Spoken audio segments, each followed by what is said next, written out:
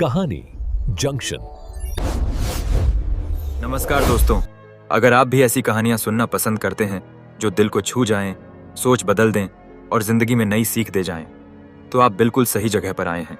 यहाँ आपको मिलेंगी बेहतरीन हिंदी कहानियां, प्रेरणादायक मोटिवेशन और जिंदगी से जुड़ी सच्ची सीख।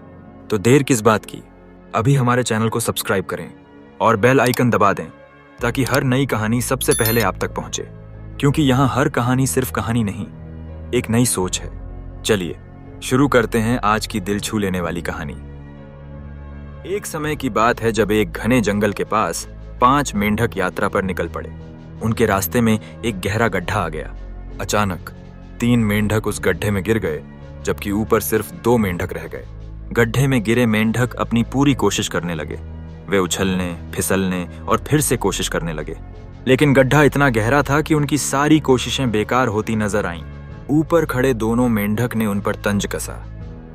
यह गड्ढा बहुत बड़ा है, तुम कभी भी बाहर नहीं निकल पाओगे, कोशिश करना व्यर्थ है। इन शब्दों ने गड्ढे में गिरे एक मेंढक के हौसले को तोड़ दिया। उसने सोचा शायद सच में बाहर निकलना असंभव है और हार मानकर एक कोने में बैठ गया। हालांकि बाकी 2 मेंढक अपनी कोशिश करते रहे। ऊपर वाले मेंढक ने फिर से कहा, तुम बिना किसी उम्मीद के श्रम कर रहे हो, अब तुम्हें जीवन भर इसी गड्ढे में रहना होगा। यह सुनकर दूसरे मेंढक का हौसला भी टूट गया और उसने भी प्रयास छोड़ दिया। केवल एक मेंढक था जो निरंतर कोशिश करता रहा। वह गिरता, उठता और फिर से उछलता रहा। ऊपर खड़े दोनों मेंढक उसे रोकने की कोशिश करते रहे। क्या तुम्हें समझ नहीं आता? बाकी 2 मेंढक तो हार चुके हैं, तुम क्यों हिम्मत नहीं हारते? लेकिन उस मेंढक ने उनकी बातों को अनसुना कर दिया। उसका संकल्प मजबूत था और उसने अपनी पूरी शक्ति से आखिरी प्रयास किया। आखिरकार उसने एक लंबी छलांग लगाई और गड्ढे से बाहर निकल आया। सभी मेंढक हैरान रह गए कि वह कैसे सफल हुआ।